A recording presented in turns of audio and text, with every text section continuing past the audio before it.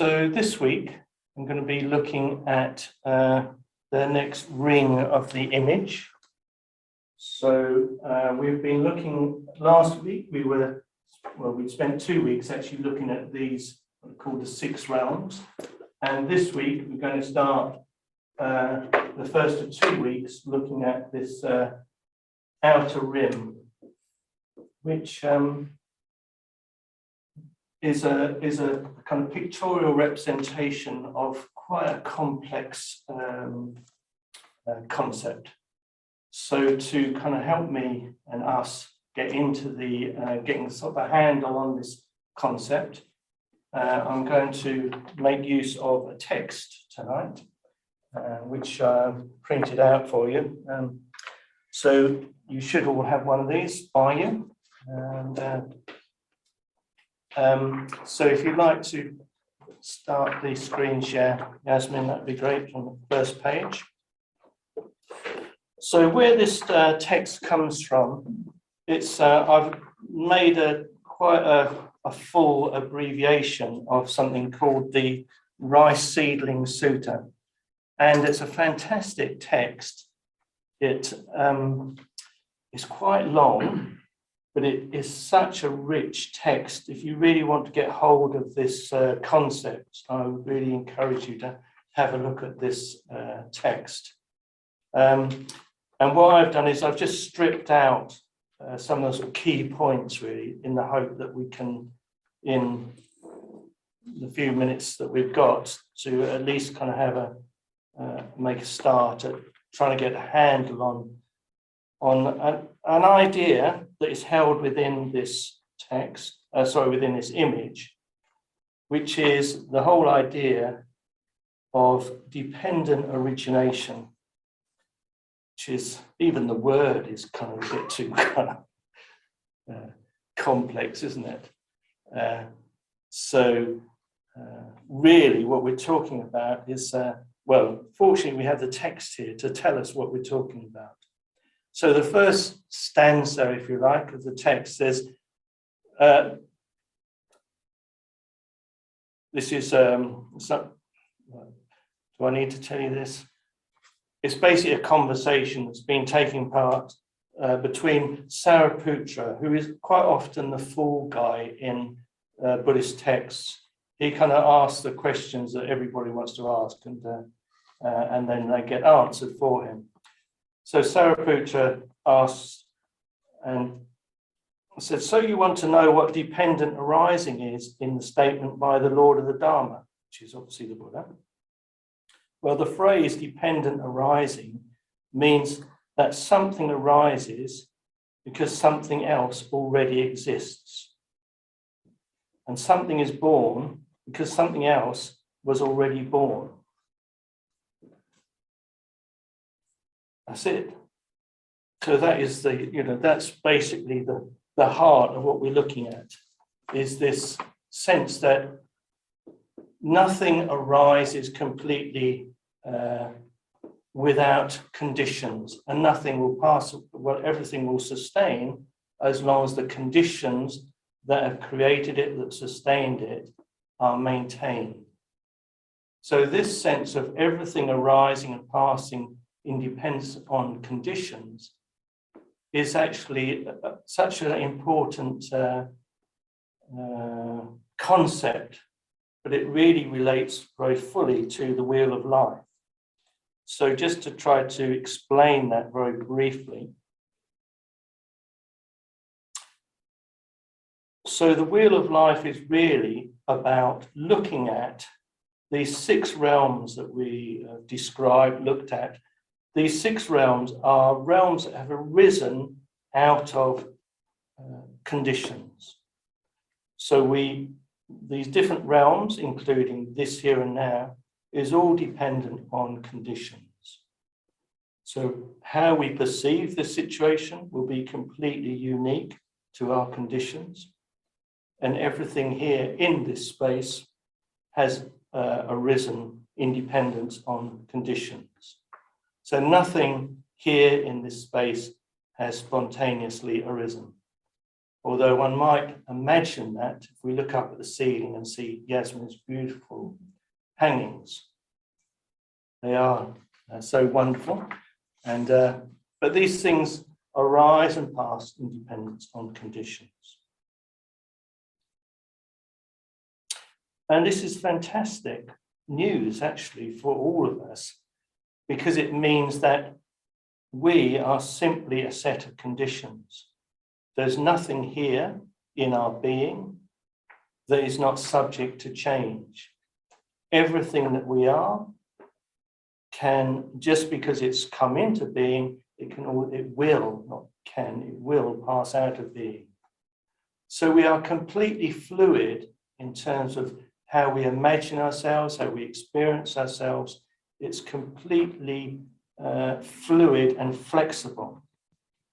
There's nothing here that is fixed. So again, I mean, it's easy enough to say these things, isn't it? But actually, when you try to kind of get your head around, or even your whole being around, what does that mean? What's the implications of that as a truth? It becomes very challenging. But let's take our time sort of going into this material, into this territory of dependent arising. Let's have a look at the territory. So just working into the text. So why is it called dependent arising? It's called dependent arising because it's causal and conditional, not non-causal and non-conditional. In this connection, the Buddha concisely taught the characteristic of dependent arising as follows. Results come from their own specific conditions. Whether Buddhas appear or not, this true nature of things will remain. It is the true nature, the constancy of Dharma. So Dharma, in this the way it's being used here, simply means truth. So there's the constancy of this, these laws of dependent arising, that everything passes, comes into being, passes out of being, dependent on causal factors and conditional factors. So carry on. Moreover, dependent arising emerges from these two principles. From what two principles? From a causal relationship and a conditional relation. And furthermore, it should be understood as twofold, both outer and inner. So we have these four aspects to dependent origination. So I've been looking at this all week, and my brain at regular intervals kind of melted completely trying to get hold of this. So if you're feeling, I've no idea already what's going on, I have some sympathy. But I think it can be useful just to go with it and recognize, I don't really get this. It's all kind of too abstract. But actually, I think by just being willing to stay with it, hopefully something will kind of, some aspect will get through into our being in some ways. So we don't have to understand intellectually. I think if we just trust, the text will have an effect on some level. That's what I'm banking on anyway. It's just, these ideas can be extremely, I say, quite subtle, quite difficult to grasp. So let's just go with it. So we've got so far is we've got these actually four aspects. So we've got a causal relationship, a conditional relationship, and those have both inner and outer aspects to them. I suppose the best thing or the basic message that comes out of this is that what we're describing as Buddhist practice is making use of something which is completely natural and inherent in the world about us.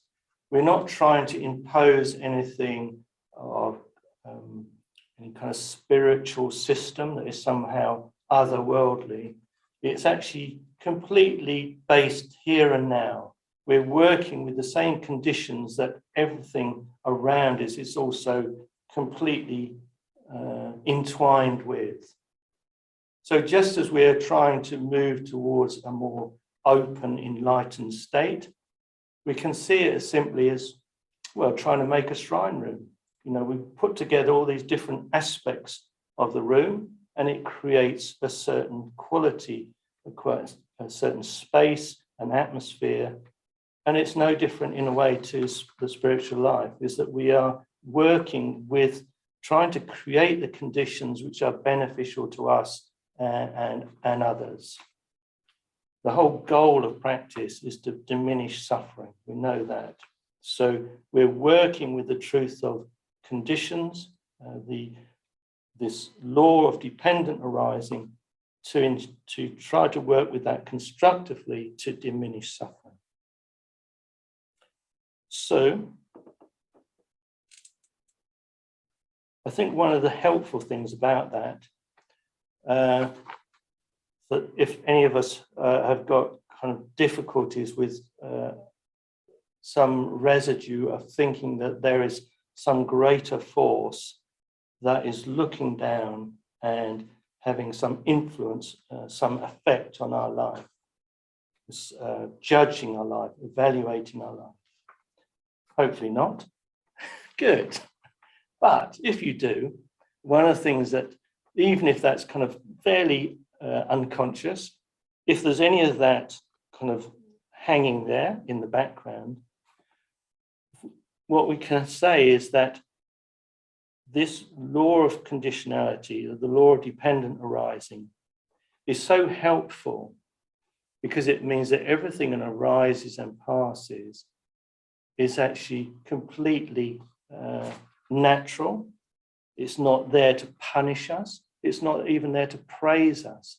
It's simply conditions that are coming and going, in and out of being, that we are being invited to engage with. We can't change what is arising here. That has come from the past.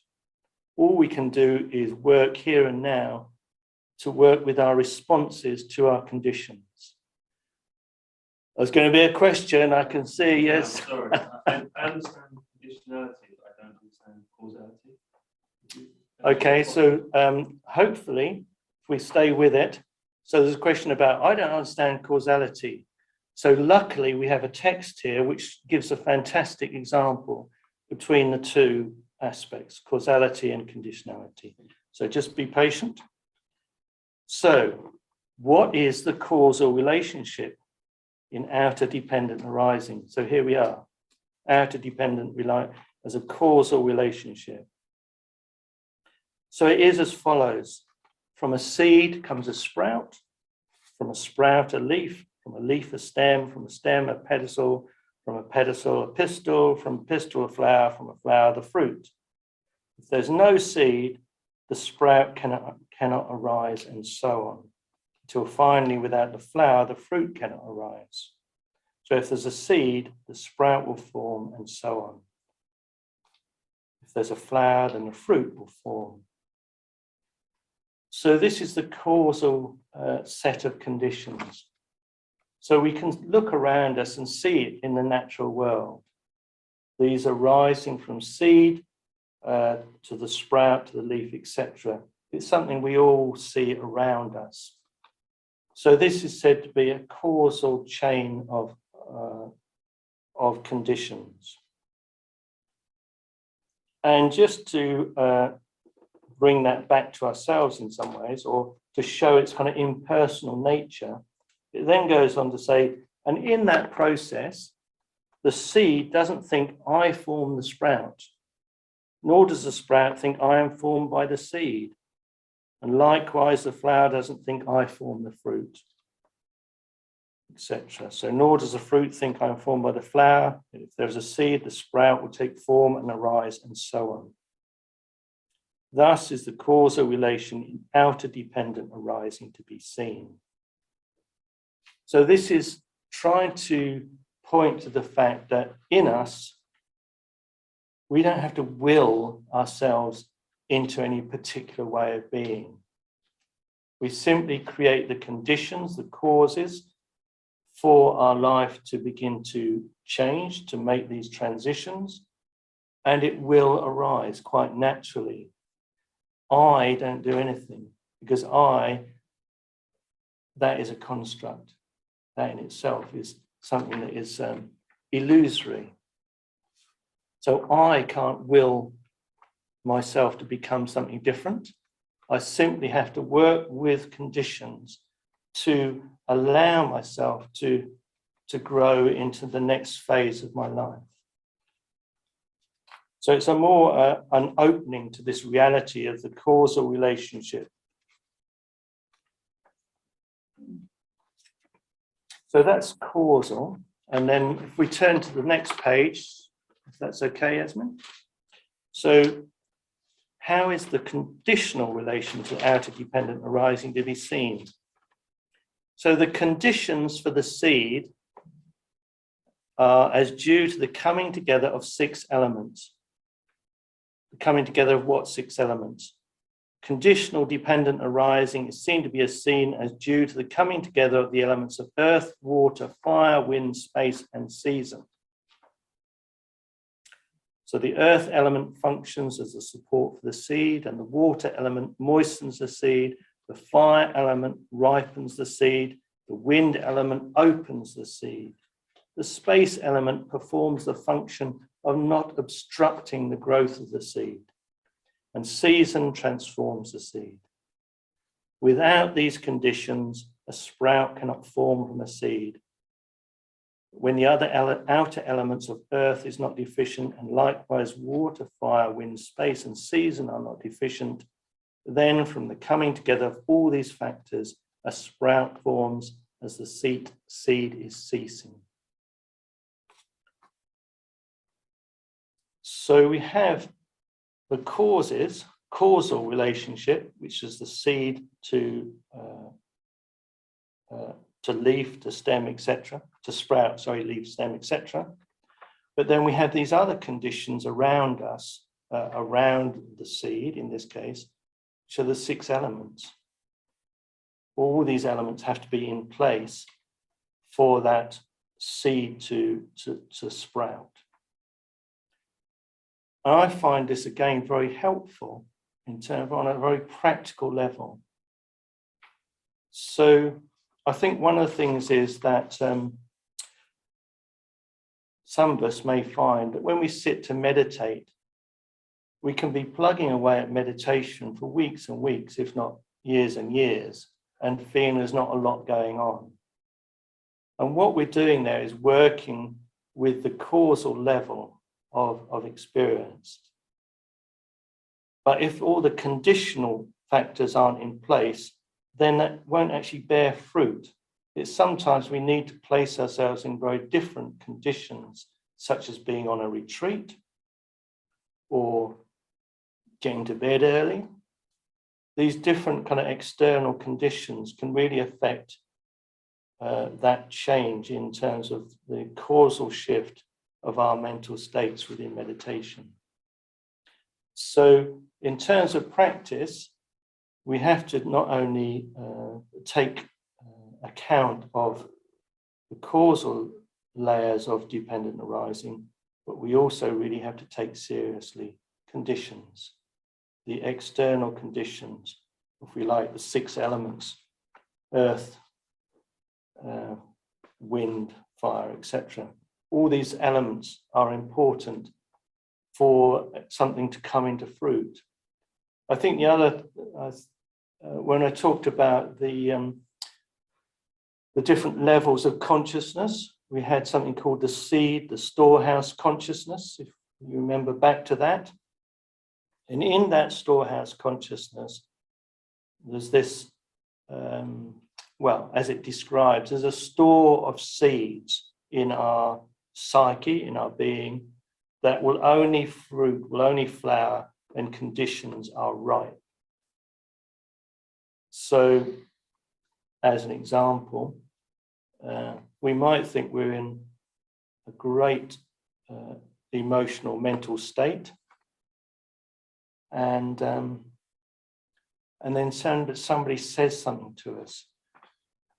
So this little seed gets watered, and suddenly this whole sprout suddenly appears, if not a kind of a gorgon appears out of that simple conditions being aligned in some way. So that is invisible to us until the conditions are right, and then this bursting forth of an expression or an action comes into play. So this is something that we probably know in our experience. We can be in one particular mental state, and just as if a switch has been just flicked, we suddenly find ourselves in a very different place. That's because of this set of the conditions ripen for us to act in a different way.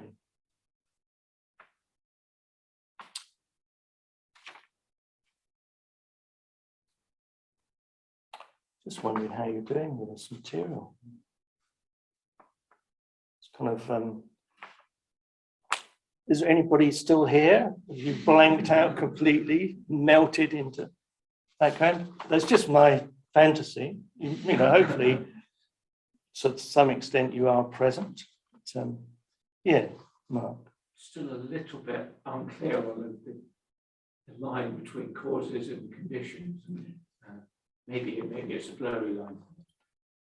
I think I'm not, I couldn't tell you where that line is, but I think I found it helpful distinction. I think, so the question was, I'm sorry for those of you online, if you didn't hear that. So trying to make this distinction between causal and conditional. And I think what I would say about that is that just having those two possibilities feels important. It just broadens out this sense of dependent origination. It fills it out as an abstract, and particularly as we come on to this inner and outer aspects to it, I think it's very, personally, I think it's very helpful just for increasing the kind of possibility of getting a handle on this key teaching of the Dharma. It's such an important teaching, and I think just because of its, I have to admit that I find it quite abstract. I was rather dreading this week because I thought, oh God, it's going to be so dry and tedious, this bit. But I hope by using this text, you know, we can get breathe a bit of life into this as an idea and try to connect it to the world around us, but also to our own personal experience. So I was just going to add to say that I actually think this is really interesting. Great. So we have one person in the room who's finding this really interesting. Good. All right. Let's try and carry on a bit further, just aware of the time and quite a bit to get through. So we've dealt very briefly with this outer aspects of the causal and the conditional, and now we're going into the inner dependent arising. So this is probably the more traditional formulation that you'll probably have come across in Dharma texts. This is, and it's, I'm going to leave this little last paragraph because we're actually going to go into it a bit more deeply shortly. But just to say that this inner dependent arising, it's really flagging up how what we describe as our being, ourselves, comes in and out of being. So we're going to come back to that shortly. So just leave that hanging there.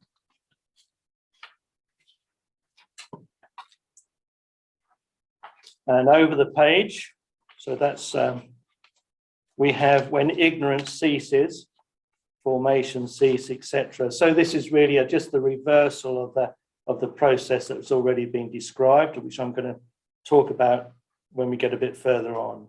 but maybe just that one sentence is important, is that when ignorance ceases, thus does this entire great heap of suffering cease. So what it's suggesting is, if we could really see into the way this works, the way we are not in accord, not in alignment to this idea, this way of being, this way of knowing, because we're not in alignment to it, we create suffering. The main thing being around the fact that we believe that we are distinct, separate beings, ongoing with an ongoing selfhood, rather than recognizing actually we're just a collection of conditions. Sorry to break it to you, but we are just conditions. There is nothing here that is solid, eternal, fixed, immovable. And in a way, that's both a terror and a relief, I think. What a relief to know that there's nothing here, particularly those little grotty bits in the corners that one doesn't want to look at too closely. They are all open to change. They will change. They will move. So I think it's really important that that we can get some handle on this sense of dependent arising, because as the Buddha is saying is that to really know this deeply, to be fully in accord, live in accord with this truth, suffering will not be perpetuated. So it's absolutely key to this, to the teaching.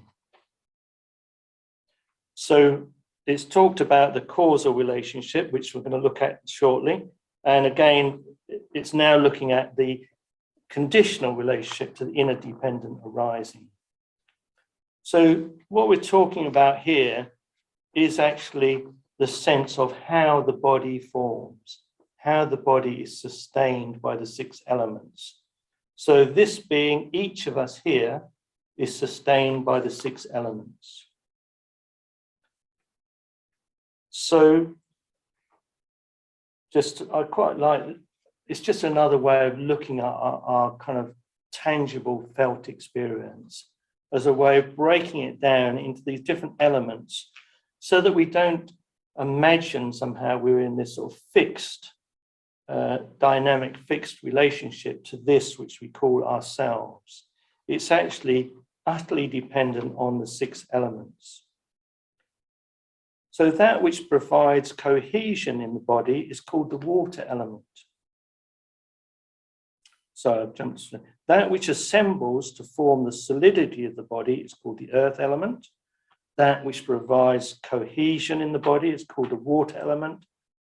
That which digests whatever the body eats, drinks, chews, and tastes is called the fire element. That which performs the function of the body's inhalation and exhalation is called the wind element. And that which allows the body to have hollow spaces inside is called the space element. And that which produces the sprouts of name and form like reeds in a sheaf, the combination of the 5 collections of consciousness together with the defiled mental consciousness is called the consciousness element. Without these conditions, the body cannot be born. But when the inner earth element is not deficient, and likewise the elements of water, fire, wind, space, and consciousness, then from the coming together of all these factors, the body forms.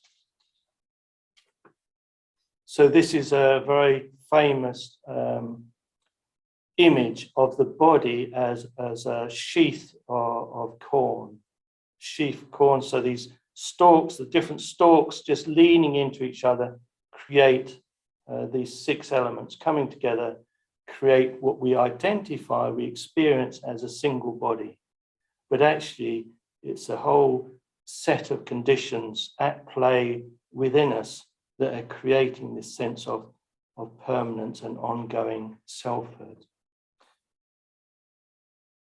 So to begin to kind of open to that truth, again, I don't know why I kind of feel the need to say this, it's both liberating and terrifying in equal measures to really open to this truth that we are simply conditions, the sheaf of reeds, the sheaf of corn. Reeds, it says here in the text, like a sheaf of reeds, that actually, once those reeds fall apart, there is nothing there. We are simply conditions.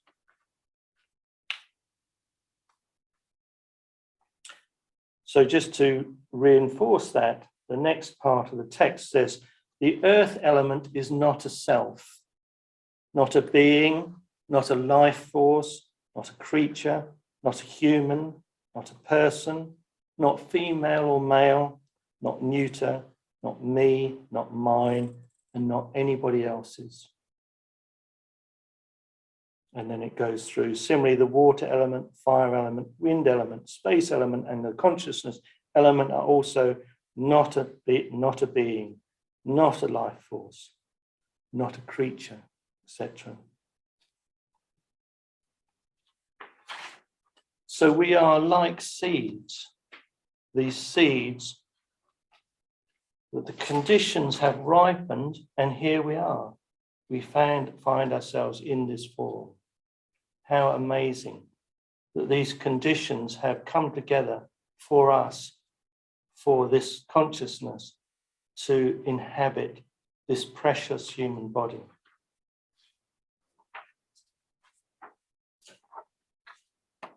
So I'd like to turn the page over. We come now to the images for the 12 links. So I feel we kind of touch into a bit of solid ground, or relative solid ground, with these 12 images that circle around the wheel of life. So on this, in this territory here, you can see there's a number of activities going on. And I'm not going to stand here and describe them. I'm just going to carry on using the text. But you can have a look afterwards at this image, and you can see that this is what's being referred to. So this is the image. These are the images, the pointers for what's called the 12 links of dependent origination. So just like I said when talking about the 6 realms, the 6 realms is just an arbitrary number in a way. In fact, there are infinite number of realms, just as there are infinite number of human beings. But because we're looking at this as trying to open it out to make it kind of manageable, we refer to these 12 links. But in some teachings, there is less. There's sometimes only 10, but certainly, not to get fixated on the number. It's more the process that we're looking at, which is hopefully of interest for us. So the first image, going around the circle, is the image of ignorance. This is pictured as a blind person groping along using their cane. So, and this, what the text says is, here, what is ignorance? That which perceives the 6 same elements to be unitary, whole, permanent, constant, eternal, pleasurable, a self, a being, a life force, a creature, a soul, a man, an individual, a human, a person, me and mine, along with many other such variations of misapprehension. This is called ignorance. So that's quite an extensive list, isn't it? To kind of So this is really saying that anything that we kind of construe as being somehow a separate force, a separate entity within this whole matrix of this interconnected world is a misapprehension. So again, sorry to keep jumping up and down, those of you online, but just to say one of the things I pointed to right at the beginning of the course was this. You see that the wheel actually sits above the natural world, sits outside, it's separated off from the world. And this is very key to this, this outer rim, in that it's this basic splitting, this dualistic perspective that is causing us suffering. Yes. Absolutely, yes. So the question was, is this what I'm teaching linked to emptiness? Absolutely. Quite often the two teachings are run alongside each other. So you can really, one reinforces the other. So the whole thing about shunyata, emptiness, is not that there's nothing here. It's just our perception of what is here is deluded in some ways. So there's definitely something here, which we're experiencing, but it's empty of selfhood. That's the kind of key aspect of the teaching. It's our misapprehension of what is here, what is present to us, that is causing us the suffering. But yes, absolutely, it's connected to this, the idea of emptiness. So out of, we find ourselves, we are ignorant. So what we're looking at is the process of actually moving from life to life. Now you can imagine this in terms of moment to moment experience, or you can imagine it from literally from one life to the next. Traditionally, the image is referring to the transitions between lives, and you can see that as being equally true, or you can see it as happening, well, since we've sat here, we have already changed into another being. We've only sat here for what, half an hour or so, but we are already not the same person we were when we stepped into the room. Conditions have changed. We've been breathing, we've been digesting, hopefully we've been taking in something of what's being said, we have our own thoughts going. All these things are creating a set of conditions which is creating a sense of who we are in this moment. So the second, dependent on ignorance, arises what are described as these karmic foundations. So this is the laws of karma, of the volitional aspects, which we're said to carry forward through our ongoing life, but also through our life to life. So that is, willed actions have an effect on our life. Those things that we do consciously will have an effect.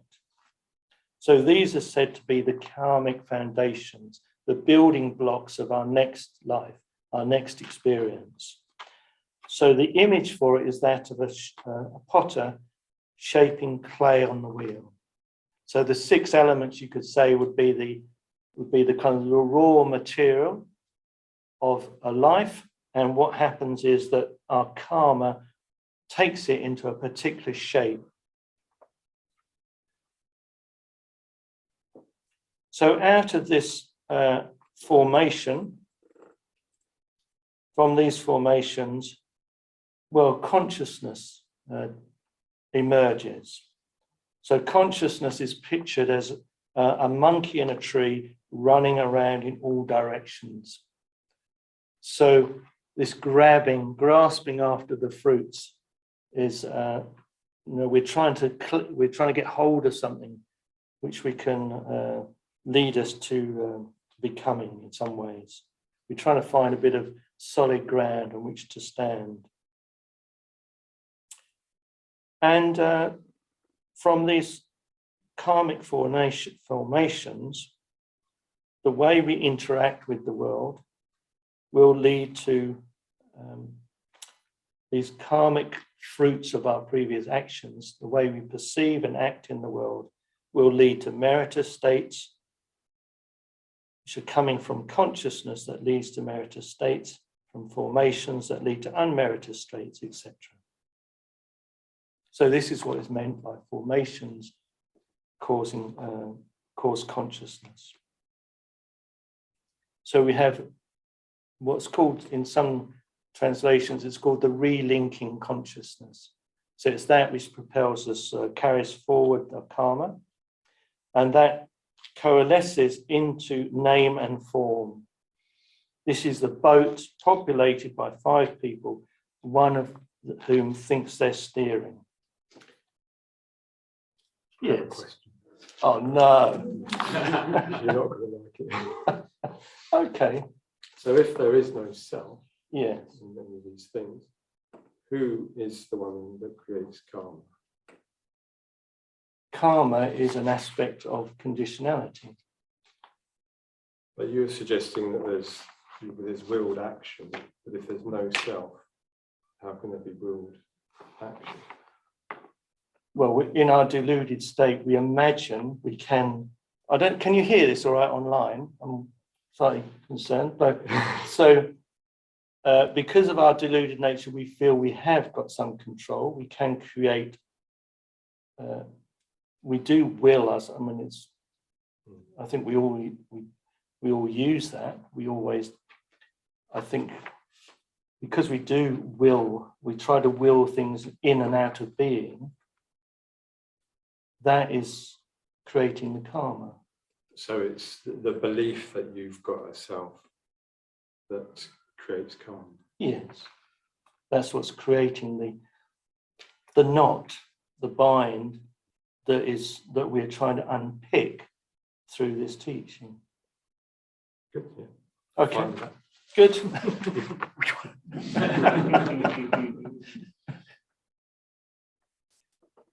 I was slightly mopping my brow because we had quite an interesting conversation yesterday, and I thought we were going to re-enter that one. So, yes.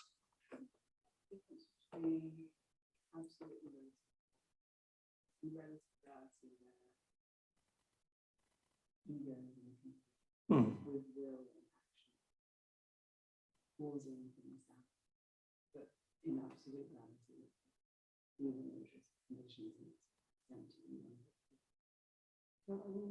Yeah, But definitely. in reality, there's a person with will who's willing things to happen, but in absolute reality, there's nothing there. So Absolutely. Yes. Thank you. Yeah, it's a good point. So I'm just going to repeat or say a bit of that because of people online won't be able to hear your voice from where you are. So the observation was making this correlation or making the observation that we have both absolute truth and relative truth, or absolute. These are 2 different aspects to experience. So on a relative level, we do have will, we do drive, try to affect and control our life on an absolute level. But of course, on a relative level, on an absolute level, of course, because we know or we're being taught that everything is utterly empty, devoid of self-nature, on that level, we don't influence it. But because we're working all the time on the relative level, that's where the suffering is taking place on the relative level. Okay, I've got about 5 minutes left and another 3 pages to go. So I'm going to have to just spin us through this last bit very briefly. And You've never been in that situation before. No. So let's just try to sort of move on a bit. So we've got name and form coming towards, so this basic aggregates of solidity, cohesion, heat and motion form into or give us our sense organs. We take on this human body, and one of the delights and trials of the human body is that we have the sense organs. And these are the sense sources, they're called. So we now have this house with the 5 windows and the door. I'm sure a very simple, obvious correlation that sensations come towards us through the body. And those sensations create contact. So through the fact that we have a body, we can't avoid that we will have contact with appearances. Because we have these contact, we then feel something. So the image is of a person with an arrow in their eye. So this is usually called feeling. In this translation, it's referred to as sensation. So sensations occur precisely according to the type of contact that occurs. So feeling in this instance simply means painful, pleasurable, or neutral sensations. It's not, it's a different term to emotion. So feeling is just that bare perception. With feelings, those feelings then give rise to craving or relishing. So this is, the image for this is a person offering another person a drink. So relishing the sensations, taking delight into them, therefore clinging to them, and having that clinging remain is what is meant by this sensations causing craving. So not only do we have the bare feelings, but we start to do something with them. We try to, we try to draw them towards us. So this is the craving. We cling to them. And from that relishing, taking delight and clinging comes grasping. And so the phrase is, may I never part from these dear and delightful forms. So this is what is meant by craving, causes appropriation or grasping as it's usually termed. But appropriating is quite a nice term, I think, because what it means is appropriate is that we take something on to become something other than it is, make it into something different. And that appropriating is actually, we're using our different sense experiences to gather around a sense of identity, of who we are, what we like and dislike.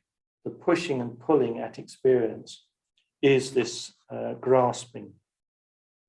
And this grasping is really trying to draw, the image is of a figure plucking fruit from a tree. So we're drawing experiences towards ourselves, constructing a sense of me, I, mine. And that leads to becoming. So the becoming is pictured either as childbirth or a couple making love. And such wishing gives rise to rebirth-producing actions of body, speech, and mind. So this is what meant by appropriation causes becoming. So those graspings start to coalesce into a denser and denser form, which we identify as I, as me. So we have these habits of being that get deeper and deeper, these ruts of being, creating, ultimately becoming. And that becoming gives rise to the birth of our new sense of self.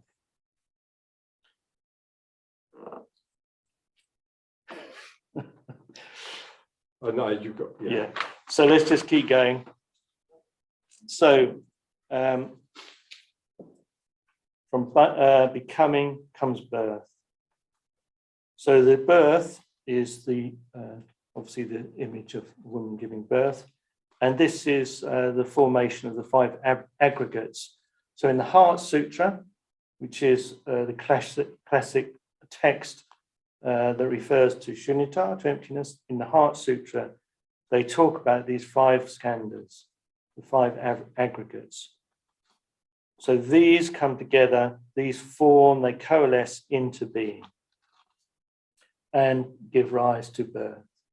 And because we are born, we therefore have to suffer the consequences of that: old age, sickness, and death. So the final image is the corpse carried away for disposal. So this is the whole 12 links, and obviously they are cyclical. So we get to old age, sickness, and death. At death, we then return back to the first link, which is ignorance. So dependent on us still continuing to not recognize that we are, because of our clinging, because of our attachment and grasping towards particular experiences, particular views, we create this ignorant state which propels us into the next round of the wheel. So what we're trying to break is this, break that cycle of being driven by ignorance. So by seeing clearly into the way we construct ourselves, seeing clearly into how we grasp after particular experiences and resist other experiences, creates this sense of me and mine, which is the whole kind of root, core element of the suffering world. So just to end, the last page. Thus, this 12-fold dependent arising, which comes from several different causes, from several different conditions, is neither permanent nor impermanent, neither compounded nor uncompounded, is not without any cause or condition, and is not something exhaustible, something destructible, or something that ceases, has proceeded from time immemorial without interruption, like the flow of a river. So this whole dependent arising, this circling wheel of life after life, has flowed like a river from time immemorial. Venerable Sariputta, whoever is endowed with such acceptance of the Dharma, of the truth, and thus perfectly understands dependent arising, is prophesied for unexcelled, perfect, and complete awakening. Such a person will become a perfect and complete Buddha.